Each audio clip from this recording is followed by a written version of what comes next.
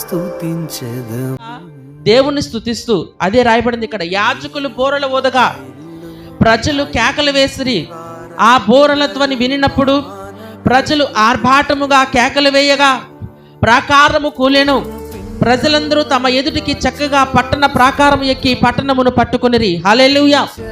ఆ యెరికో ప్రాంతాన్ని స్వాధీనము చేసుకోవడానికి ఆ ప్రాకారములు అడ్డు వస్తే ఆ ప్రాకారములను ఎలా పడగొట్టారు అని అంటే, ఇశ్రాయేల్ ప్రజలు వాళ్ళు బల్యాలను తీసుకోలేదు, వాళ్ళు పెద్ద పెద్ద ప్రొక్లైన్లను తీసుకుని వెళ్ళలేదు, వారు పెద్ద పెద్ద మిషన్లని తీసుకుని వెళ్ళలేదు. వారు దేన్ని తీసుకెళ్లారు అని అంటే స్తుతిని తీసుకెళ్లారు. హల్లెలూయా. దేవుణ్ణి స్తుతిస్తూ ఉంటే ఆ ప్రాకారంలో చుట్టూ తిరుగుతూ స్తుతిస్తూ ఉంటే వాళ్ళు బలముగా స్తుతించినప్పుడు ఆ బలమైన ప్రాకారాలు కూడా ఒకేసారి కూలిపోవడం అనేది జరిగింది. దేవుని నామానికి మహిమ కలుగును గాక. గమనించాలి, మన జీవితంలో కూడా యెరికో గోడల లాంటి ప్రాకారాలు చాలా ఉంటాయి. యెరికో గోడల యొక్క ప్రాకారాల లాంటి సమస్యలు చాలా ఉంటాయి.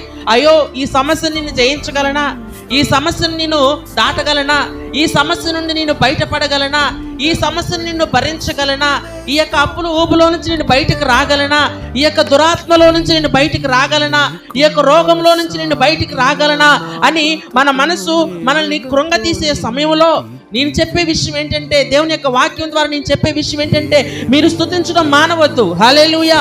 మీరు ఎంత బలముగా స్తుతిస్తే అంత బలముగా మీ ఎదుట యెరికో ప్రాకారములు కూలిపోతాయి.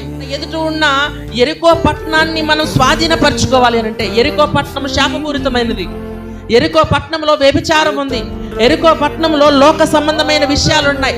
ఆ యెరికో పట్టణాన్ని స్వాధీనపరుచుకుని అది దాన్ని దేవుని పట్టణముగా మార్చడానికి ప్రాకారములు అడ్డుగా ఉన్నప్పుడు దానికి కావలసింది మనము చేయవలసిన యుద్ధంలో మనము కొనసాగించవలసిన యుద్ధంలో మనం వాడవలసిన ఆయుధం ఏమిటి అంటే స్తుతి. మిమ్మల్ని వెనక్కి లాగుతుంది. మీ మనసు మిమ్మల్ని ముందుకు తీసుకుని వెళ్ళడానికి ఏమాత్రం కూడా ఇష్టపడదు, కానీ అయినా కానీ స్తుతించాలి.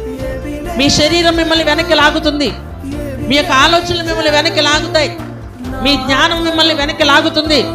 అయినా కానీ మీరు వెనక్కి తిరగొద్దు అని దేవుడు తెలియచేస్తూ ఉన్నాడు. హృదయములో మోసితి